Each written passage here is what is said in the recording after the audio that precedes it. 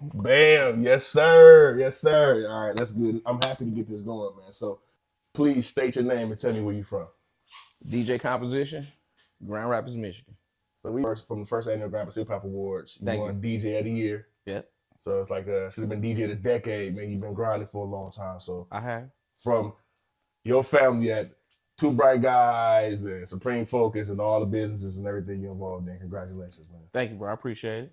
All right, so usually we start out with some history questions, but we're gonna get right to it. We get back to your history. Okay. Why does everybody think you so upset all the time? Man, I got a natural scowl, bro. I gotta blame my daddy. I don't know. He from Mississippi. I don't know what to tell you. Like, Everybody, I tell people all the time. We were talking the other day. I am smiling. I tell people all the time. I said, my temper may be worse than Comp's. I'm like, Comp is not a mean or angry person. You're a serious person. So can you kind of speak to how you got that way? Like, is it just Serious is the proper word, and I think that being so serious or being intense, I know it could be off-putting to some people. Some people ain't ready to, for me, I'm like, my motor, I'm like, let's go. Like, if we gonna do something, like, let's go do it.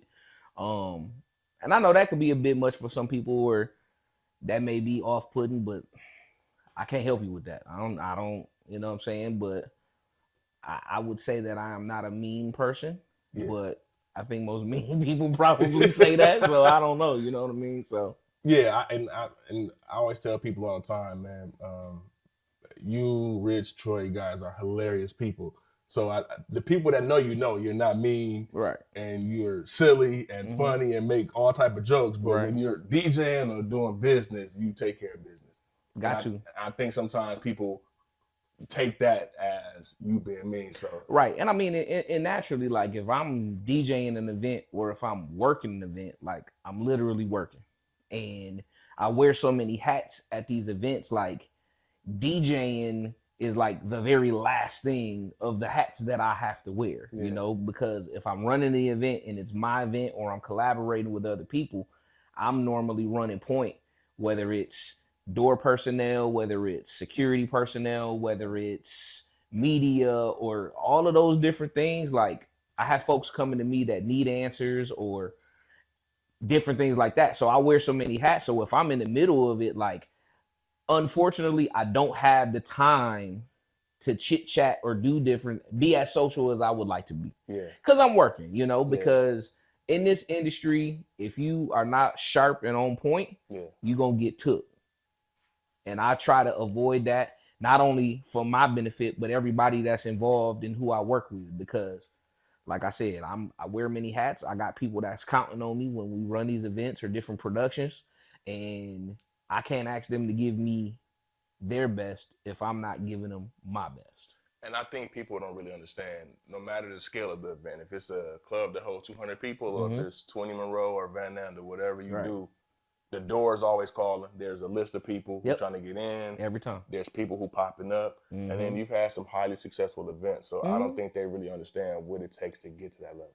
Right. And I mean, and also I'll say is, like, even when I am in the middle of mixing, that ain't really optimal for me to have a conversation, because I'm here to service the people and like make sure that they have a good time. Like I love hanging my hat on the fact that people know that when I throw an event or it's a production, you're going to come and have a good time and you're going to go home.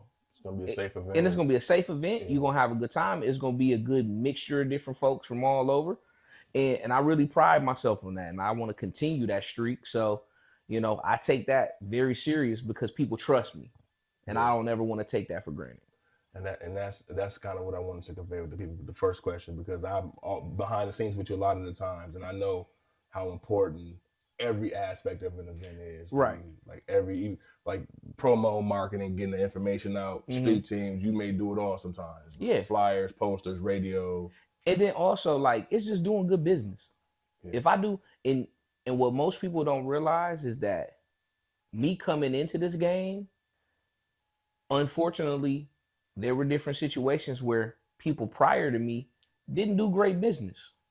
So I'm fighting uphill battles from folks who did not so great business. And not on purpose. They just didn't. But sometimes it, it just is what it is, right? Yeah. That's just like if you start talking to a girl and she had a bad relationship, like they're gonna have some scars or some wounds, or men, whatever you want to, however you want to frame it. But like me coming into these situations, they have a lot of experiences that's not always great. So now I have to like double back and reassure that like this ain't that. Yeah. And also with me doing that, anybody who come after me, you're gonna have an easier path because I've already laid the foundation. Yeah, you going into some rooms where we as people in West Michigan sometimes aren't allowed. So when you're the first one to go, you kind of take pride in the fact that I'm gonna lay the foundation and the path will be easier for people. That's it. And I don't think people even understand that goes down to the music you curate and play at them events. Yep. A lot of times people, they ask for certain songs and certain things to be played. How does your mind frame approach that? Because you have to be careful with what you play for people in Grand Rapids for sure. Right. I mean, first and foremost, as a DJ, you gotta know how to read the room, right? And with reading the room, it's a lot deeper than let me play the hottest 3-4 songs that's out right now. No, it's really about finding that common denominator of music that's going to tie all of these strangers together to have a great time, have a great experience. So when I find that thread, I'm going to just keep weaving that thread together and making the night, and I have great collaborations with other DJs and stuff who help make that possible. But when reading the room, I mean, prime example, there was a period of time where, and it's a long time ago, but you knew you couldn't play Nuck If You Buck or Never Scared or We Some Head Busters at 145. Yeah. Because somebody gonna get hurt. Yeah. So you can't, you know when to not play that song, Yeah. So it's a time and place for everything. You know what I mean? Like, you're not laughing at horror films. Like, if you're not in the mood for horror. So, I mean, it's a time and place, and it's really just about piecing everything together, like chef with ingredients, and making that experience great for everybody. So it's everything ain't for every place, if that makes sense. But that makes a ton of sense. Again, the reason for this platform is also for people to clarify things. So you clearing it up is important for the people of West Michigan. All right, so now let's get back to this history and how did you get the name DJ Composition? Because you started out rapping first, right? Was it DJ or rapping? It was, so they were kind of like at the same time. Okay. But like as a kid, it was easier to start rapping than the DJ because DJing required buying equipment, right? Okay. But I started out as an MC and I was going by the name Nick Fury. Okay. And during that period, there were these things from the Source magazine that were like battles. Okay. So I drive to these different battles across different states, and go jump in these battles. But then as I started doing more of that, I realized that it was like 5 Nick Furies in the country. And I'm like, that ain't gonna work. Right? Which Nick Fury, the light skin one? Yeah, you know what I'm saying? So that wasn't gonna work because obviously I'm a big comic book head or whatever. So that's why I picked that. But I pivoted. And ironically, I was in California. Okay. Sitting on the beach in my Timbs. And I was like, I gotta think of something that's gonna be like meaningful for what I want to do for this like next phase of my life, because I love DJing. I still wanted to rap, you know what I mean? So I was like, what could be like the perfect marriage of the two? Yeah. And composition popped up. And then as I started doing more DJing events and having more fun with that, DJ Composition. Like the composition, like the notebook. Or like the music structure. The music structure too. So it was kind of like a little bit of both. So composition notebook, like lyrics, but then composition as music structure. All right, so let me back up a little bit. The rap battles, how did those go? I mean, how did you fare? I'm your honest guy. Yeah. No. I mean, for the most part, I would say I was probably slightly above average in a lot of those competitions. Was it more so just like preparation, or you driving and it's taking a toll on you, or it's like these guys are really good? Everybody. I think it was just a mixture of, is the juice worth the squeeze? Because what am I getting out of it, right? Because it costs money to go to these things, like the travel or whatever. And if they're based on judges who have relationships with folks that are also on this thing, the likelihood of me getting any further traction was challenging at times. And for me, it was just like, is the juice worth the squeeze? And to me, I made a decision like it wasn't. I made some connections, I met some people, but I'm like, okay, how can I make this effort travel further? So, and that's a good point, because coming from a smaller market, you go into New York or other places, Detroit, and these people are from there. Yep, it's different. It's different. So that takes courage, and still a lot of people don't get up and even do that. So I commend you for that. All right, so you make the name from Nick Fury to DJ Composition. Yep. And you start DJing in high school? Yep. I was DJing in high school, yep. Do you remember your first event you DJed? First event? First gig. First gig, like all me? Yes. Or associated. So I cut my teeth at like 12, 13. I was carrying records and crates and equipment for other DJs. So like my boy Troy Roach, who's the OG owner of Beatniks or Hip Hut, or even further back calling it Jamming CDs and Tapes. I was that 12, 13-year-old boy who hopped off the bus from Iroquois, saw this record store and was like, yo, like I need to be in here. Yeah. And just always curious, asked a bunch of questions, and they had tables set up. So like they start teaching me a little bit about different things as far as DJs and cultures. And I was allowed to kind of hang out with them. And I mean, I remember it like it was yesterday. Like Mom Dukes went up to the store and was like, he really want to do this. I'm allowing him to come with y'all if y'all want him to come with y'all. But like, you got to make sure my kid is all right. Mm-hmm. So like at 12, 13, 14, I'm with them, but I'm in the bars. I'm in the clubs. And they took care of me. So it wasn't like I was in there like drinking or doing nothing like that. Like I was a fly on the wall watching, you know? So then like from that, I got a chance to like hang around other DJs. So like shout out to my big bro, Brown Hornet. Yes. I actually interned for him at 1680 Jams. Oh, okay. So I was an intern there, and like I would carry his equipment, hang with him, help with the team nights and everything. And he really started teaching me structure at like 14, 15 of like being professional and reading the room and like timing. So I learned a lot of that at like 15. And Beatniks was such a hub for DJs at the time that there was so many dope OGs in the city that would just come in and hop on the tables. Like Sean Ski, that's my guy. Like I love Sean Ski. Like he come in, I mean, and just effortless. And I'm sitting there mesmerized at like 15 watching him, and he like take the time to be like, hey bro, this how you do this.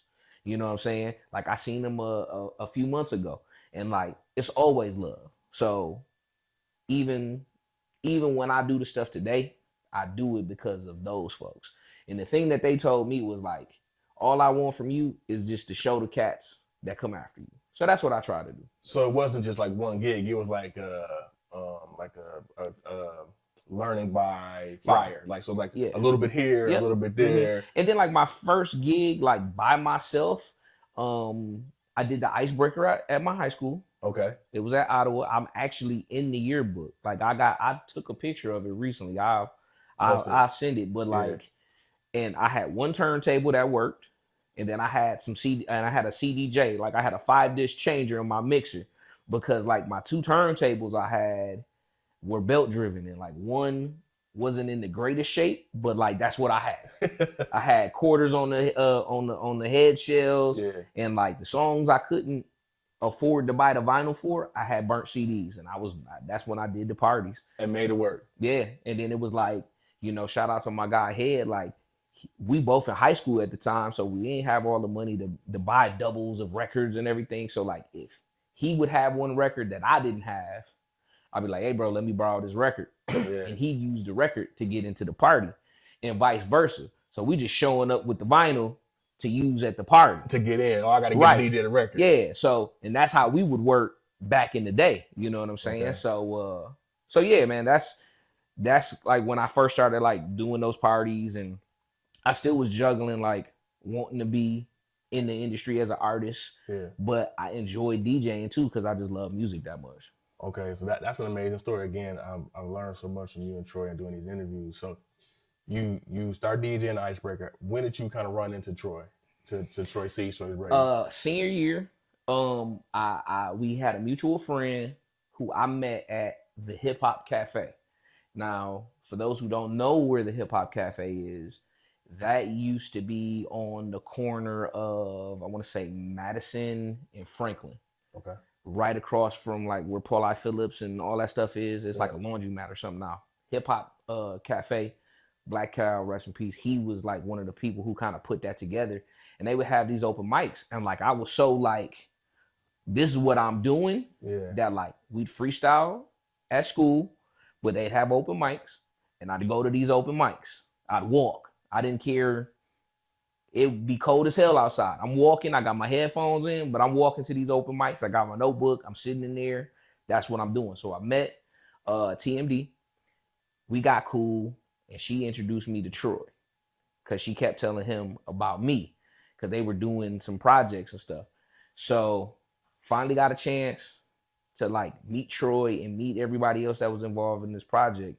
And they had me meet them at Troy House. I mean, not at Troy House. I'm sorry, at Shadow House. So I walk in the basement. It's Shadow making beats, him and Troy talking. Mind you, I'm a kid. Everybody else grown. So like, they ain't really like, but she just said so much about me. Now Muzz is like, all right, we gonna see if you as advertised. So like an interview. Oh, they put me through the gauntlet on the spot. Like, we want to hear bars. Like, let's go. So I got to start freestyling and doing stuff and like, you know, so that's how it started, you know, and we was working, and me and Troy, we did our first song together, Nick Fury. I performed it at the school and stuff like that. And the funny thing about that is, like, you know, Rich homeboy Tony Yayo stole my song, man. You know what I'm saying? Stole the song. So stole the song. Rich went to high school with Tony Yayo, but they stole my song, man. The song me and Troy made. Because I heard y'all left the CD somewhere, right? The show disc, we left because we were supposed to open up for 50 Cent, but 50 ended up not performing. I'm sorry. Who Kid was the DJ or whatever, but whoever was involved in that camp, they got that shit, and it's the Tony Yayo, I Know You Don't Love Me. Wow. And that's Nick Fury song, the way he chopped it up and everything. Like, the sample don't even sound like, that's how we knew that it wasn't even different. It's the same song verbatim, just Tony spitting on it. That's it. Wow. Maybe a couple of little differences, but for the most part, that's my song. So I remember we talked about it. Y'all left the CD. Troy was talking about leaving this, that around Outkast. Mm-hmm. You guys have left some music around a couple of different people, and somehow it turns up. I mean, and that's the industry. I mean, it happens. Like, I mean, that's on us. Yeah. But, you know, it was just funny because I was like, get the hell out of here, man. You heard it and automatically knew. I was like, but I got to get a hold of that song, Nick Fury, then. I know you got it somewhere. Troy got it somewhere. Troy got it. Okay. And it's interesting to hear a lot of these stories. You guys are all kind of woven together when it comes to you, Troy. Shadow is a constant figure in a lot of this. Yeah. Shout out to Shadow. Interview coming soon. Shout out to Doe. Yep. And then Head DiBiase always too. I love the fact that you guys kind of work together, and then you and Troy kind of, you know, form together. So you and Troy get together. Did it just start from that day? Like, you rapping, y'all just became friends, and then brother, and then it just naturally progressed? So I would say that I was coming around a lot because I wanted it that bad. Yeah. You know, when he was making music, and, you know, I'm following everybody lead. If it was, we got a studio session Friday night at Stockbridge, and the session is $300 and everybody got to chip in, I'm working my little jobs. I'm making sure I ain't no weak link. Here, this is what I need to bring. Here's my money for the studio session. I'm ready to go, type deal. So you showing up. So that discipline was there young. Money, your raps, everything, you ready to go. Yeah, because I wanted it that bad. You know what I mean? I ain't really have a whole bunch, but, you know, like But that speaks to why you take things, well, I don't want to say serious, but why you are so efficient with the work you do now. Gotta Because be. back then, you saw how important it was to show up, be present, have your part of the project done. Yeah. And don't be a weak link. No room for weak links. So that's a good connection. You know. And then also I gotta say this, you know, also shout out to my guy Vito and Freeze, the realest. Like before I got with Troy, I met them through my internship at 1680, and like he kind of put me on the one way on Watkins. Yeah. His studio situation. Like I met Jimmy, Troy cousin, before I met Troy. Okay. On the one way, and he kind of put me through MC boot camp. Like he was like, fix them bars, like come better, watch your delivery. So like being in that environment kind of primed me and had me ready to when I met Troy and Shadow and all of them or whatever, because I mean like the year prior of meeting them, I'm watching all of them rocking this the Mic Check talent show that GRCC used to put on every year. And that was like the premier thing. Like if you on that bill, like you was legit. So that was dope. But yeah, man, I always been like very locked in, going after the things I want. That's dope, man. Again, I think it speaks perfectly to who you are as a person, knowing you so long and not knowing you back then. But, being around the music, seeing you on those different situations, hearing you on different songs.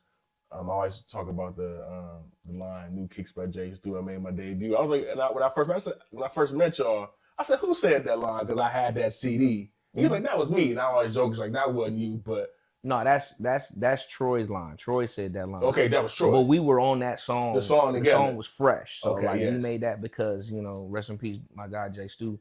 We were doing the All City Kicks, City on Lock mixtape series. Yes. So, and I actually found all of those volumes recently.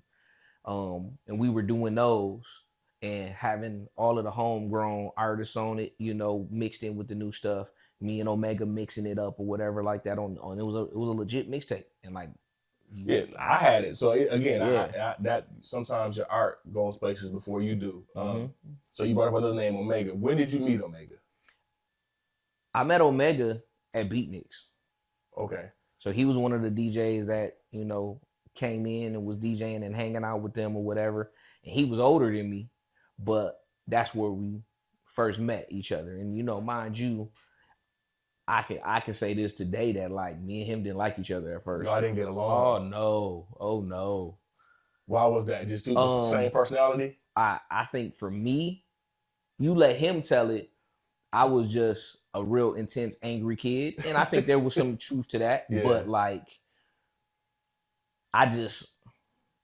we just wasn't meshing at that time. And then when we were cool, it wasn't like beef or nothing like that. But like, we got cooler as we got to know each other. And I mind you, I'm 15, you older. So we on different pages of life, but like, not us. Y'all 1 and 1A almost. People almost think y'all brothers. They think y'all family. I mean, it's a thing. Like we're to the point where like that's what it is. Yeah. No. And then so Omega, always an amazing DJ too. Shout out to him. Is always joke and say, not joke, bro. Always tell comp. Omega's my number one DJ. Always, because Omega's old, he play that ratchet stuff. Omega always playing the ratchet music. All right, so how did you meet AB? I've known AB in passing from the days of just like when we were both artists, but then we collaborated together really like tough when we were doing our Back to the 90s series. Okay. And it was me, him, Super Dre, Snacks, and then Autopilot, also known as Foster. We all got together and we started doing that event. So me and him got tight during that event because, we would just push each other to get better and just deliver. So that's where that friendship really like started growing from there. So, and then I got a couple more history questions, but now we're going down the DJ line. Super Dre. How did you connect with Super Dre? Known Dre from she was new to Grand Rapids at a period, and she was doing stuff around town, and we met in passing. Had some mutual friends, and it was always cool, and we'd always talk about DJ stuff, and it was always dope. And then once we started doing the 90s thing, kind of same situation, we just really got, you know, together. cool. Okay. So backing up to high school, so you start DJing, you're doing your events, you're a senior. Did you immediately leave Grand Rapids? Because I know you moved to Detroit for a minute, right? I did. And then you moved to California. Was California or Detroit first? I didn't move to California. Okay. You kind of tested the waters there. I did. Like I went out there right after graduation, and I was out there for almost 2 months. Okay. And like I was gonna send my shit. You know what I'm Yeah. saying? Like that's where I was at. But then I guess 18, fear, Yeah. and that false sense of security made me come back. And I was like, I'm gonna come back. I'm gonna go to school, get my degree, then I'm gonna go back out there and pursue everything I wanted to do. Yeah. And like, you know, and I never made it back out there in that capacity, which, you know, hindsight is always 2020. I probably could have stayed out there and made some shape just because of my work ethic, you know, because when we interviewed Josh, you know, that's what he was like, man, the Midwest grind is real. Yeah. And it's sliced through all of this Hollywood fluff. Yes. Because we get to work. Yeah. And most people respect and love folks who just get to work. So hindsight, I probably could have whatever, but I never moved out there. But I was out there for a long ass time. Like I extended my ticket till I couldn't no more. Yeah. They was like, listen. Yeah, So I came back. I was here. I want to say maybe like a year or so after I graduated, and then I moved to Detroit, and I was out in Detroit for a while, like maybe 5-6 years. I was out there. Yeah, my cousin Sid Swift, shout out to Sid. He told me the same thing. He said in New York, he moved to New York. Mm-hmm. And I was like, is it more difficult coming from a small place? He said, no. He said, because there's more resources. And so we're so used to working with less resources. Mm-hmm. And when you get around more resources, your work ethic take over. So, that's it. Yep. So you probably would have done phenomenal in LA. Who knows? You know, we would have been, you already have a great career, but it would have been, you know, maybe a different magnitude. So Detroit. Yep. You get to Detroit, what is it like? Like, what do you do out there? You kind of assimilate yourself into the music culture there, or? Yep. I mean, I dove right in. I still was performing. I went out there, and before we released the first project, like I lived in Detroit, but would drive back to Grand Rapids to record with Troy for the first project, my first album that I did, which was Days of Our Rhyme, and I would drive back.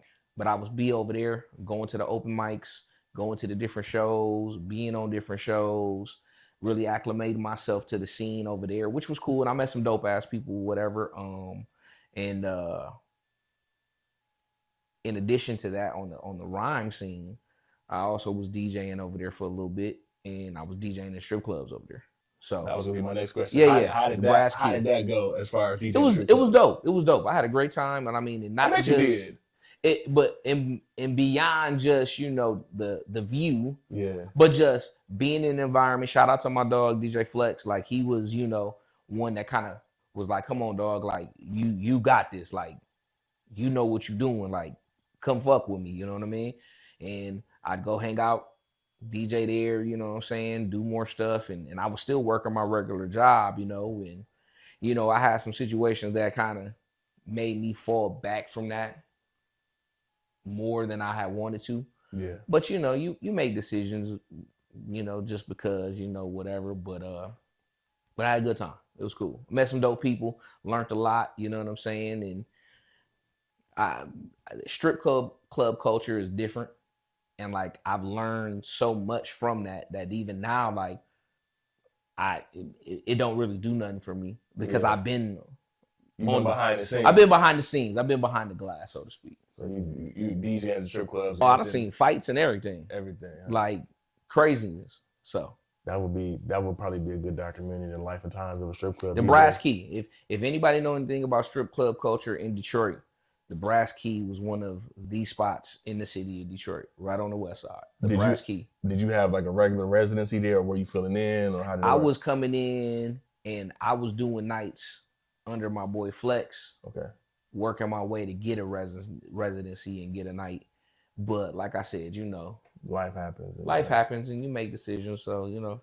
So, all right. So you DJ in Detroit, you live in Detroit for like 5 years, and you come back to Grand Rapids. Come back to Grand Rapids. Is that when you guys started Supreme Focus, or was it already started? I started Supreme Focus right after high school. Okay.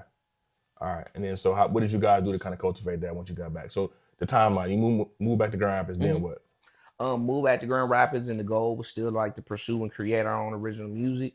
I still was DJing a little bit, you know what I'm saying? But I was also like, I'm gonna use this as a vehicle to kind of fund some of this stuff, you know what I'm saying? Because I had been gone for so long, I kind of had to start over because people knew that I DJ'd. Yeah. But when you take such a gap off, you got to kind of get back into the groove of things. So that's what I did. And when I came back, I made some investments in some more gear and speakers and stuff like that. And that's when Serato like really first like started, because I was like, I can't rebuy all of these vinyls because my basement flooded in Detroit. So I lost a lot of records. Oh, wow. So I just was like, man, I don't know. Like I thought I was going to be done.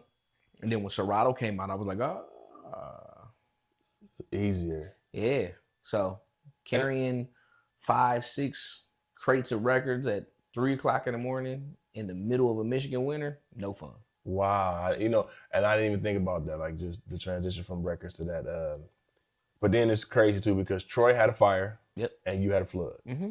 And they both tried to take you guys out as far as the music and your career, and you guys you progressed. So that's that's amazing. Yeah. So then when I came back, we were really pushing the envelope about creating more original music.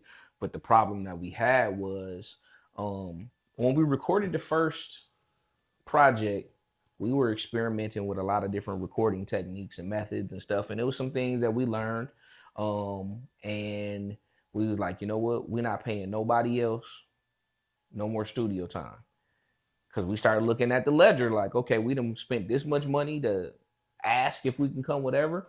So we built our own, and we did it at Troy House, you know? And I mean, and at the time, like, hell, when I came back, I pretty much didn't have nothing. So I had to start all the way over. I didn't have a car at the time, but we spending money on building out the studio right there on Fuller. So, you know, the thing that we always joke about is that more people got to enjoy the equipment in the studio we built than we did. Yeah. You know what I mean? But, you know, that's part of the game. But that's how committed we were to doing that, you know? And it's funny because we re-released the Days of Our Rhyme project kind of like mixtape form and called it Reloaded. Yeah. And I'll never forget because I'm like, yo, we're going to promote the hell out of this. Like, we got a show. We're going to do this, da-da-da-da. You know, had different people that was on the team at the time. And I started taking the posters that we printed up and I was taping them to my car. Yeah. Like on the windows, like right on the outside. Like all of that was like right on the thing. And I was like, by any means necessary, y'all going to know about this. Yeah. You know, and that was kind of like the idea of like, I'm going to get me a wrapped car one day. So that's kind of what sparked that for the rap van. Cause so like, let's talk about the van a little bit because I think your partnership with vans is I'm important. A van man. Listen, I love vans. Yes, I do. I like big vans and I cannot lie. No, I do. Practical use, DJing, speakers. Cause I was going to ask about the importance of good equipment. Yeah. Because you've always, since I've known you, you've always been a stickler to getting the right equipment the first time instead of buying cheap stuff and you're going to have to keep buying it. And buy once, cry once. Yeah. Because I've tried cheaper stuff and it's failed on me at the worst possible time. And then buying that equipment and then the van. You needed a van to kind of haul stuff and it became practical, but then it kind of became like a part of your DJ equipment because everybody was talking about when you had the face put on a van. Yeah.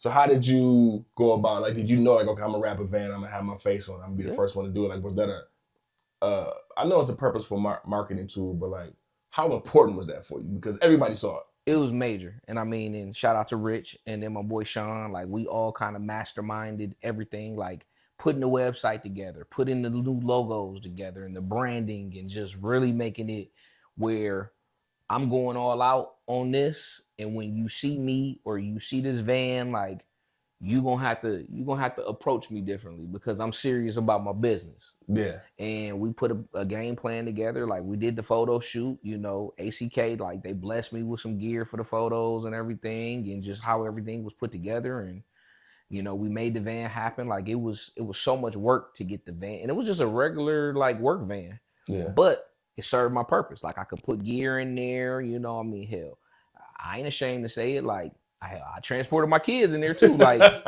you know. Yeah. But I had to get body work done. I got the Yeah. wrap done, so it was so much work into getting everything ready. But when it happened, it was just like boom. And I would say that it definitely impacted the trajectory of my career because people knew that like I ain't doing this as no hobby. Like I'm Yeah. serious because Yeah. the money that was invested. And seeing people like when I'd park at like a store, because it was my main vehicle. Like I Yeah. drove the car everywhere. Like even working a regular job, the van is outside. So y'all gonna know That you there. yeah, right. You know what I'm saying?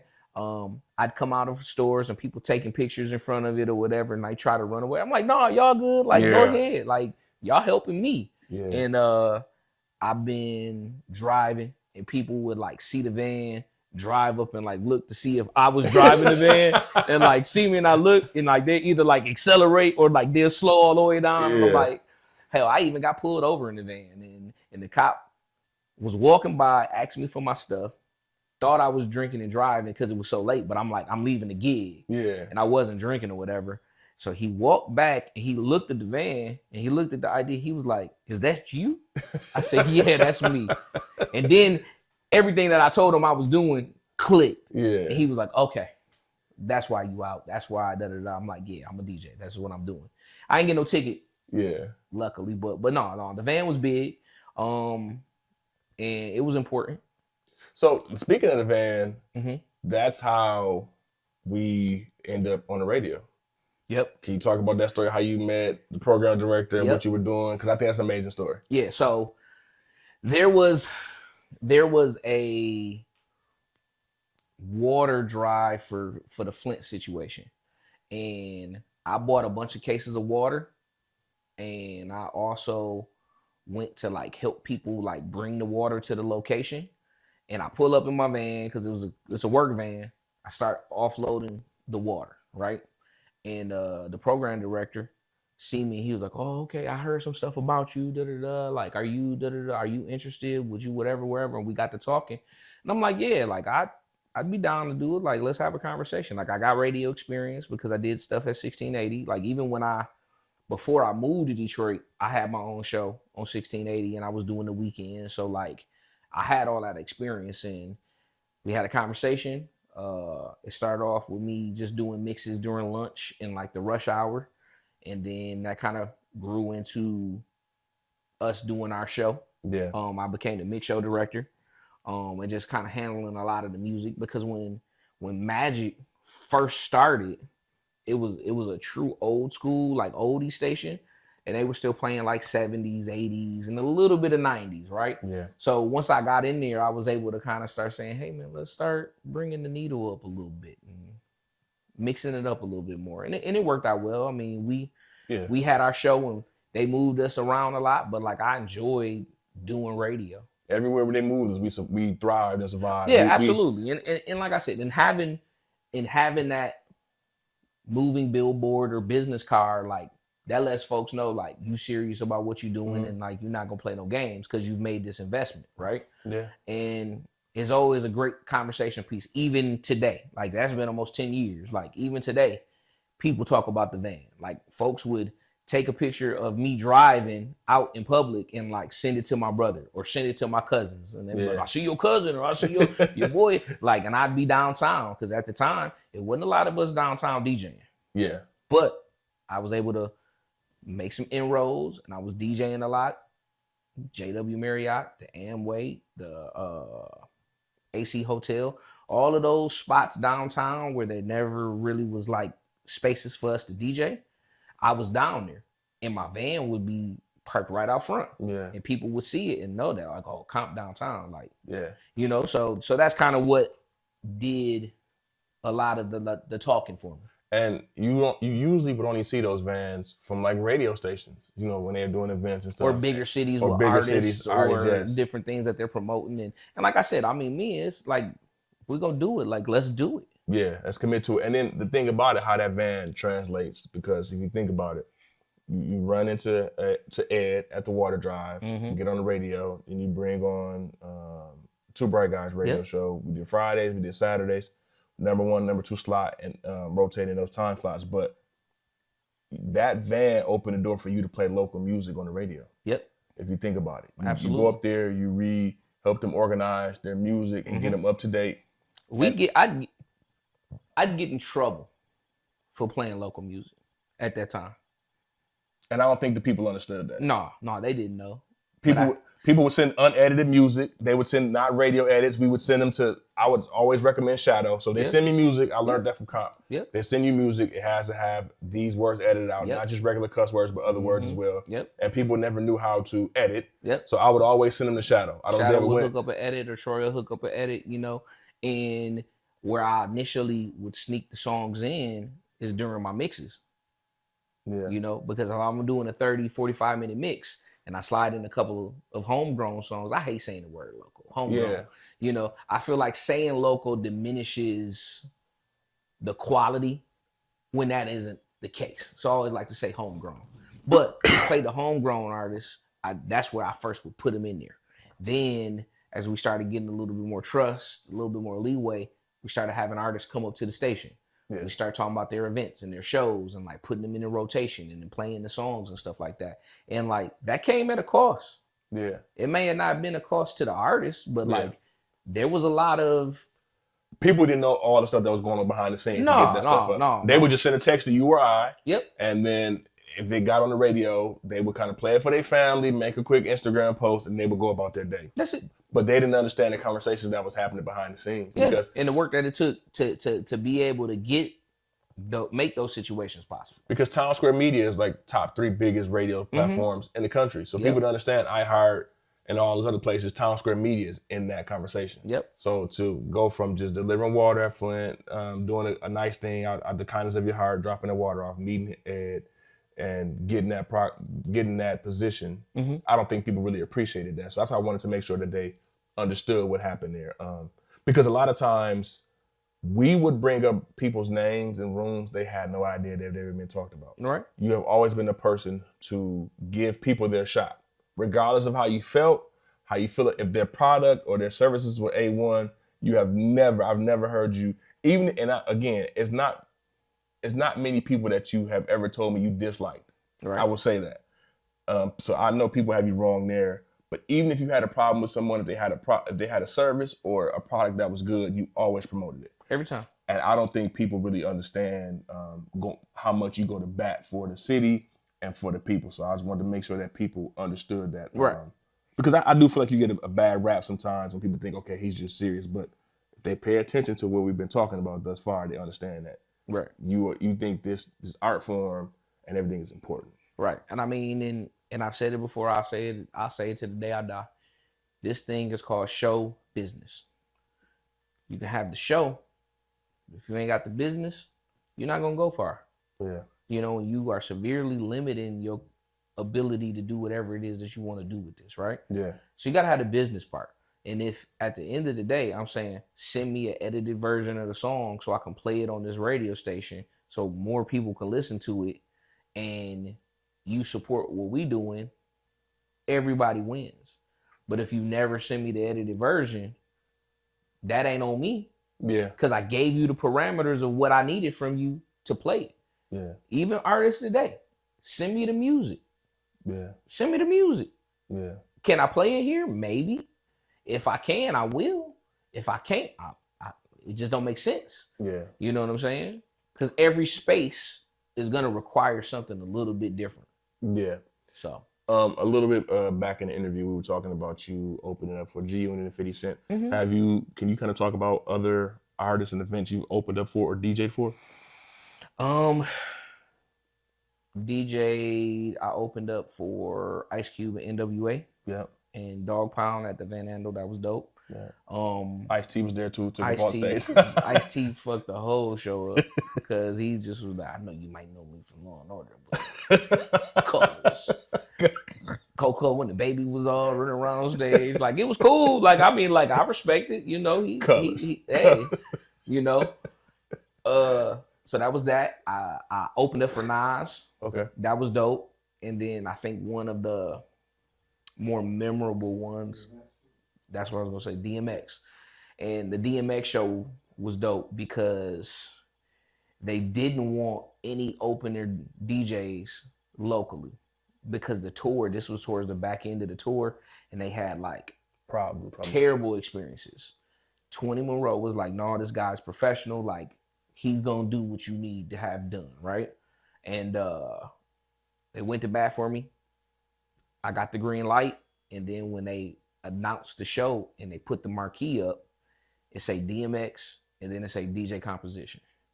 And like that was so important because when his album first came out, I remember my mom letting me skip school to go pick up the album when the store opened up. I was living in Detroit and I went and got the CD, went to school, and I'm listening to it in class.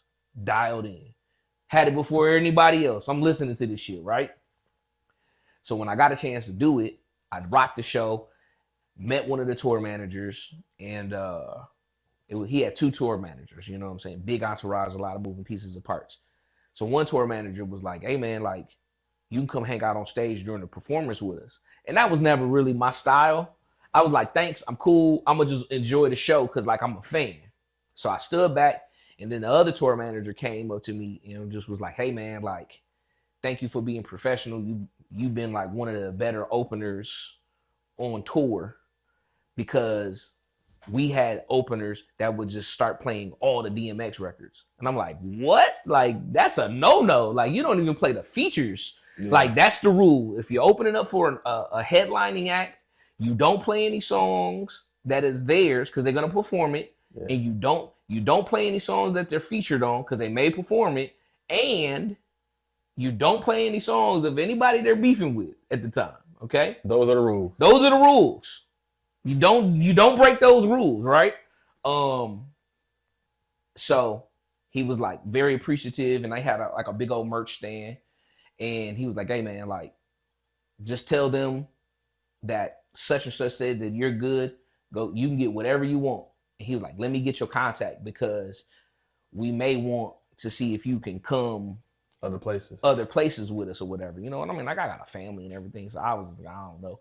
But I went and got some stuff, and I ended up giving it to my mom just as a thank you. Like, here you go. So that was a full circle moment. So that's, one of those things where I'm like, that's dope. That's amazing, man. And you don't talk about stuff like that often. Like, you don't. This is probably the first time a lot of people are going to hear this story about that. And so you mentioned something there too as well. And us knowing you again, you've had the opportunity to leave West Michigan a number of times, but you chose to stay for your family. Absolutely. Most people would have went on tour, they'd have been gone across the country, but you chose to stay close to home, to drop your kids off to school, go to events, and be present. Can you speak to why that's so important to you? Well, I mean, I think as a man, like, with a family, like wife, kids, stuff like that, like, that's my responsibility. I'm supposed to show up, right? Yeah. And with that, like, I take pride in that. I take pride in being able to drop my kids off at school. I take pride in being able to go on field trips with my kids and pick them up from school. And it's funny because, like, I'm in a phase now where, like, they're towards, like, the end part of, like, this part of school. And, like, I'll go there for, like, open houses or stuff like that or conferences. And, like, some of the teachers would be like, I know you from somewhere. And I'm like, I don't know. Like, and they was like, I can't put my finger on it. He was like, such and such. Or like, people be like, and then they'll get it. And I'm like, yeah, that's me.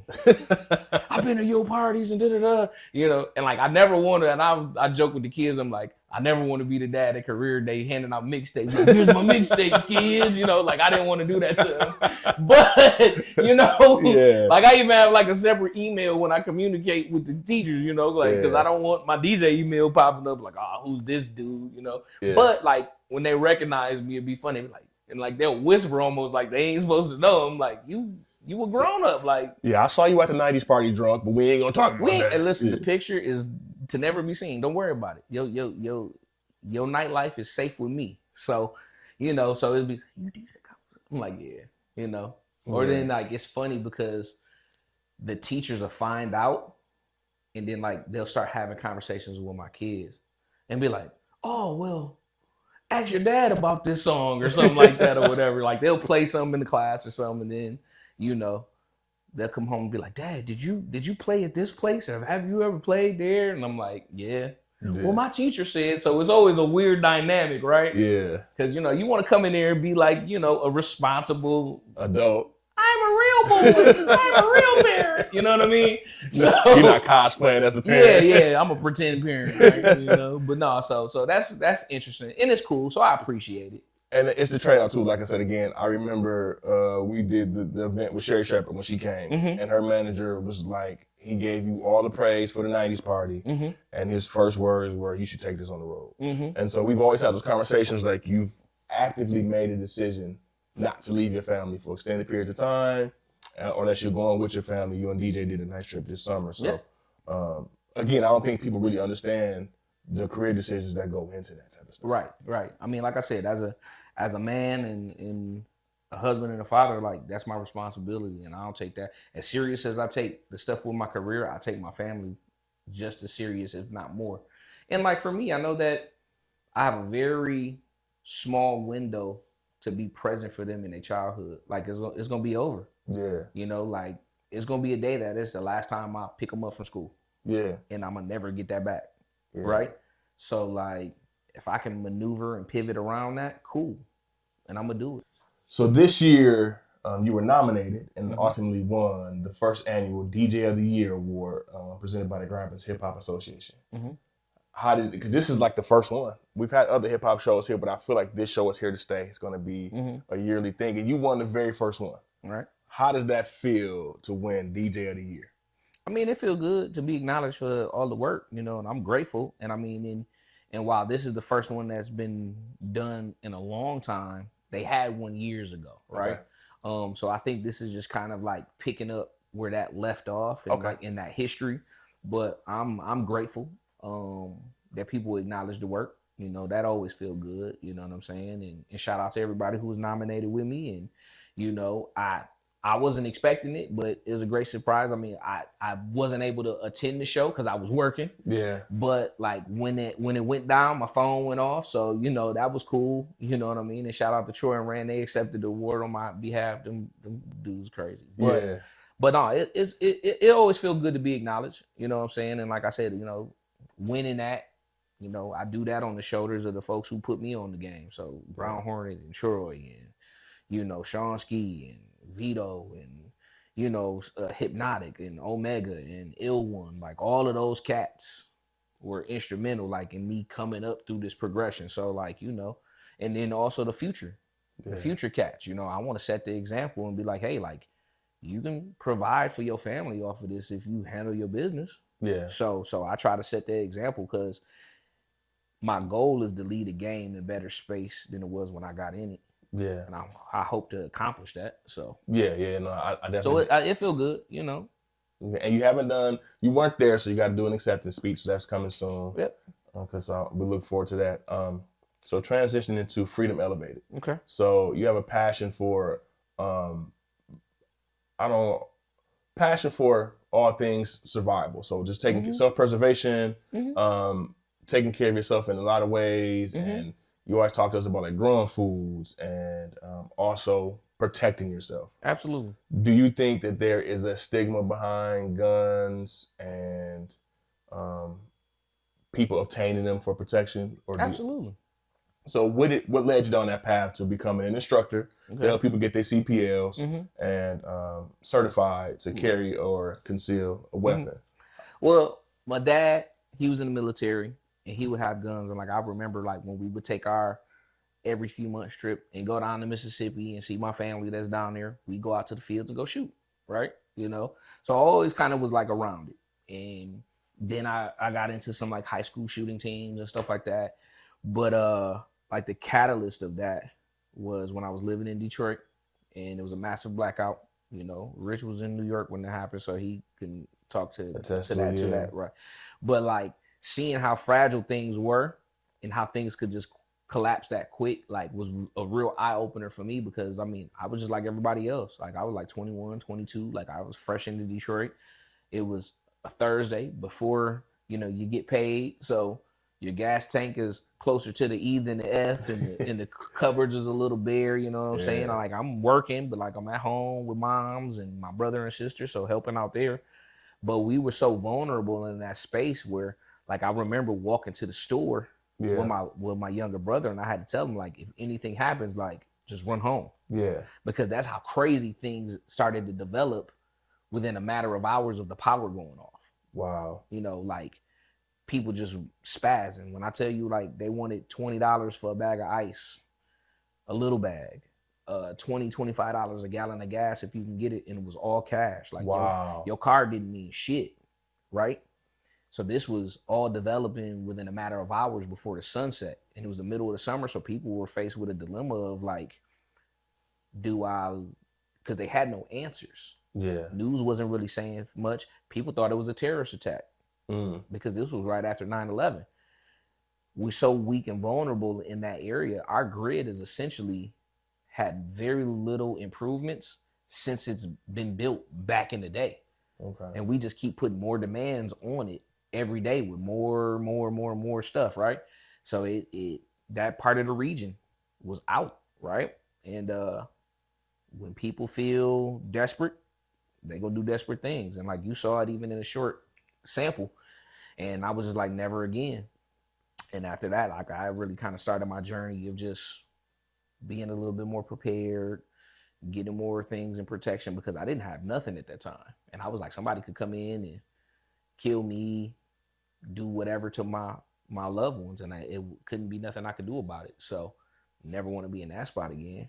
So, and like I said, as a man and as a husband, a father, a son, a brother, a friend, like I got a responsibility to people I care about, you know? So I always like to be that driving force behind, like, y'all know, like I tell y'all, like, what y'all better quit playing around, right? Yeah. Because ain't nobody coming to save you. Y'all know that's the thing I've been saying for years. Yeah. So with that, I've always been into firearms. Like I enjoy shooting and the competitive part of it, and just even the challenges and stuff like that. Some folks bowl, some folks golf. I like shooting guns, right? Yeah. So when COVID hit and the world was prepping for the zombie apocalypse race war, yeah, I couldn't DJ. Like that whole situation kind of cut us all off. Like so much was happening in that time. It just went to an abrupt stop. And I had did a little bit of activism around firearms and just education and safety prior, but I could never have the time to go get certified in an official capacity. With the world being closed, I had an opportunity. So I went and got my certifications during COVID because my phone was blowing up and folks was like, what are we going to do? Where's the bunker? And, you know, all that other stuff. So, you know, I was just like, well, let me lean into this, you know, because I also realized that, you know, with me being a DJ, the world go to shit is not important. Yeah. Right. And I was like, I need some more skills. I need to have some more ability. So got my certs, started building out Freedom Elevated and doing that. And had some great experiences. Like I love teaching. Like I love teaching that and being in that environment as much as I love DJing. Yeah. You know, like I have a passion for it. And just empowering folks. Like that feels so good to me because the narrative, especially when you start talking about like Black and brown people or anybody with firearms, you know, like there's always this stigma of you're going to go do something illegal or you're a criminal or why do you need this? And, you know, the police should only have guns and you know, and I'm just like, well, if that's how you feel, that's fine. I don't feel that way because you can look at so many different situations where the government can't do shit to help you. You know, look at the Katrina doc. Yeah. Look at the blackout. Look at the different things that happened. I mean, hell, just recently, that T-Mobile network went down? Yeah. Cell phone networks going down with no explanation. Folks start panicking. Yeah. You know, so it's just a real thing where it's just like you got to be able to take care of yourself and the people you care about. Yeah. And that's kind of really a driving force for me. And I think that's a great way to put it because even if you don't agree with them, you probably still need them to protect yourself. You don't have to carry them, and you've always been a component for that. You don't have to carry them everywhere, but at least your home, to protect your home and stuff And I like mean, that. and I am fully aware that firearms are not for everybody.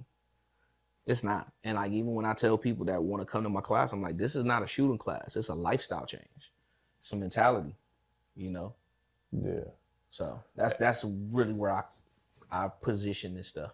And you've always been adamant about teaching your kids as well. So can you Absolutely. kind of talk to how do you kind of go about teaching the youth in your household about gun safety? Well, I mean, I think it's about setting boundaries and creating great examples up front. So the safety rules and the things that you can teach and talk about, you know, not only do you have to like say it, but you got to practice it, Yeah. right? You can do that stuff with Nerf guns and things like that, just to say trigger discipline and not having your finger on the trigger until you're ready to, you know, press the trigger. Things like that is all like example driven. Like if I can show my kids like this is how we do, excuse me, and they understand what it is, it's a tool, not a toy. Yeah. We don't play with it, but we use this to save a life, and that's really how I position it. Some people look at it as a tool to like take a life, but I'm like, there's so many defensive gun uses that go undocumented, but that's the difference, you know. Apex predators, they want the weakest prey. They want that gazelle with his head in the water, Yeah. not the one that's got his head on a swivel and can take off or defend themselves. They don't want that, and that's exactly how we have to approach this. Like you gotta have situational awareness, and you gotta be on point. Yeah. So So Shields and Arrows. That's it. Can you talk to about just the branding and how Freedom Elevated fits in there and what's all encompassing in Shields and Arrows? So if you look at the logo for Freedom Elevated, it's essentially a shield with arrows on top of it, right? So the symbolism or the meaning behind it, we use shields to protect, right? And then the arrows are twofold, right? Folks use the arrows to hunt, get after their dreams, get after the things that they need to provide, right? So it's a form of provision. But the other part of it is protection. They use it wars, different things like that, and whatever you envision that arrow to be, that's what it is. So that's what shields and arrows really come to life at. Like it's about, you know, just the 3 P's for me. You know, it's provide, protect, and prepare. Like that's what that's all about. And I feel like, you know, in my position, I got a duty to do that for my household and for the people I care about. So provide, protect, prepare. Can you give us the social medias for Freedom Elevated and DJ Comp so people can kind of sign up for the gun classes and stuff like that? All of my socials for DJ Composition is DJ Comp, you know, DJ Composition. Just like that, no special characters or nothing like that. For Freedom Elevated, everything is for Instagram, I believe it's freedom.elevated. And then on Facebook, it's Freedom Elevated Defense Solutions. That's the full name. So you can find that and all that stuff will pop up. And I normally have links that connect the whole ecosystem together. So, and I try to bridge those worlds together where like so many people have no idea how firearms actually work because we get most of our information from movies and TV. And like I tell them, like, I'm going to ruin your favorite shows when we really show you how this works, you know? And I mean, even the inception of gun control was built off of racism. Yeah. And if you just take if you remove the word gun, all you got left is control. You know what I mean? Yeah. And that's what a lot of that boiled down to. So when I hear politicians and stuff talk about, oh, well, we don't need these on the streets and da-da-da, I'm like, you have no idea what you're talking about. Yeah. And then I always phrase it like this, all right? Politicians that we pay from our tax dollars have armed protection that we pay with our tax dollars to protect them. We don't have those resources, so we got to do it ourselves. So I just always frame it like that, and I think now more than ever you have to at least get knowledgeable. I'm not saying go buy a gazillion firearms, but I'm saying at least know how they operate, so then you can make an educated decision on what somebody's telling you. Do you do consultations if somebody wanted to reach out and ask you Absolutely. questions about? I do one-on-ones, I do privates, I do families, I do private groups. I got a few classes coming up. Me and my brother, we run the business together, so we do classes all over Michigan.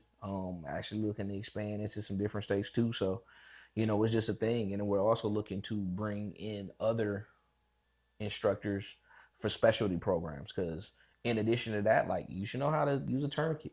You should know stop the bleed. You should know all that stuff. Like, it's a whole lifestyle thing for me. Yeah. So, but yeah, that's that. Freedom Elevated, DJ composition. So, yeah, man. All right, so one more question about the van. Yep. The van was injured, and you had it. That's putting it lightly. The van was injured. They fucked my shit up. It was in storage. It was a friend of mine had like a lot that was like fenced in, and they broke into his situation and they messed my shit up bad. Did they break in a lot just to mess with your van, or was other things vandalized? They vandalized a lot of other stuff, but my Okay. stuff got it the worst. Okay. So, are you going to rewrap a van? Is the question. Absolutely. We Absolutely. coming back bigger and better. Me and Rich already working on the game plan. I don't think I'm gonna put my face on it this time Why not? because like it's just weird because like I remember like on the van I didn't have a big beard. Yes. And I remember pumping the gas, and the dude looked at the van and looked at me. He was like, "Damn, that's you." And I'm like, "Damn, like, damn."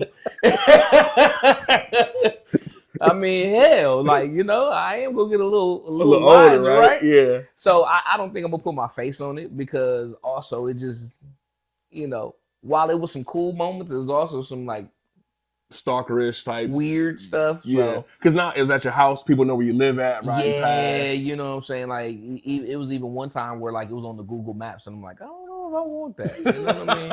So just you know, still some high level executed branding and color schemes, but I also want this to be a more multi-purpose situation because I want to be able to do stuff from the van.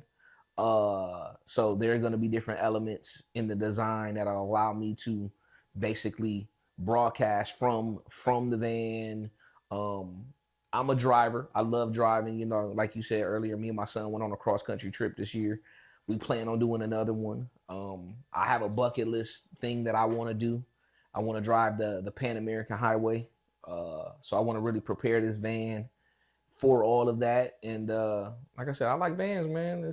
Do you see yourself being a van life guy when your kids are all in college and out the house? Do you think you would go and just do some, because you could kind of travel more. Your kids are getting older, like you said, they're almost seniors, they're junior and senior in high school, your last two. And do you think you would ever just go hit the road and become one with the DJ nature, like just DJ out your van and I mean, woods? I love traveling and I love driving. Like I would prefer, y'all know this very well. Like Yes. I'd rather drive than fly anywhere. Yes. Like if I don't care how long it is. Like even when we went out to Cali, that was the only reason I got on the plane. Because it was a California. Because it was a California. Like if I had enough time to drive out there, I would have drove. Like no problem. Like I've driven to Texas by myself several times. Like I don't like it's not a thing to me. Yeah. But I could see myself doing a little bit more traveling and driving around. Like I think one of the best things that you can do living here is drive the country and see how dope the country is and like the different changes. Like I appreciate how different cities' architecture is and like how they build their houses and how things are laid out. And you know, the good, bad, and the ugly, but like I love the open road. Like I love it. Well, me and my son, when we was on the road trip, there was this list that Apple put out. It was like the 100 greatest albums, right? Yeah. We listened to all the albums on the trip. All of them. And we started like critiquing them and ranking them, and it was some stuff that we did not agree with. And it was some surprises. But it like I enjoy that kind of stuff. So yeah, I mean, and as my kids get older and depending on what situations they want to do with their life, like I definitely hit the road and go visit them or go do some stuff. And you know, when I create the opportunities for me to travel and still work and go to different cities and stuff like that, I wouldn't mind doing any of that. This question kind of popped in my head earlier, and I wanted to ask you: Go ahead. Do you feel famous? No. Why not? I guess that's that Midwest blue collar mentality, man. Like to me, I'm blessed with the opportunity to do something I like to do and help people have a better time in their life. You know, whether I'm DJing, I help you celebrate a great moment or escape a really bad one. with Freedom Elevated, like I give you a sense of confidence to like believe in yourself and protect yourself. So like I see it from a service perspective, and like I'm grateful to have that opportunity that people trust me with it. Yeah. You know, so I don't feel famous about it. You know what I mean? So, and I don't know. I've never been fame driven. I guess like that's not a thing for me. Like if I can stay behind the scenes, I would. You know what I mean? I like the work to speak for itself, and that goes back to that blue collar mentality. I mean, even with some of my larger events, like most times, like I can't go out in the crowds, not because I don't want to speak and say hi to people. It's just like it's such a drain from my energy, but then also just back to the hats that I gotta wear. Yeah. I'm always like, you know, some of my staff and some of my teammates, like they say, why you so serious, man? What's going on? Are you all right? I'm like, I'm fine, man. It's just like, I got an obligation to all of y'all to give y'all my best. Yeah. And I want to make sure that we maximize this night or this event so everybody can go home happy, and we're all in a better space and prep for the next move. So no, I don't feel famous. I mean, I appreciate the love and the acknowledgement for folks. And like, I'm never going to be like, leave me alone or nothing like that. But like, I do appreciate it. You know, my kids, I don't know if they do. Yeah. When we go out, but because you talk to everybody, know you would talk to. Yeah, but it's a good and bad thing, I guess. But I just treat people how I want to be treated. So what's next for DJ Composition? You know, we know we're gonna Two Bright Guys podcast is coming back. Two Bright Guys is coming back for sure. You were kind of instrumental too in the God's Kitchen, the first album, kind of coming together. Yep. Is it more like an A&R? Were you like more of an A&R?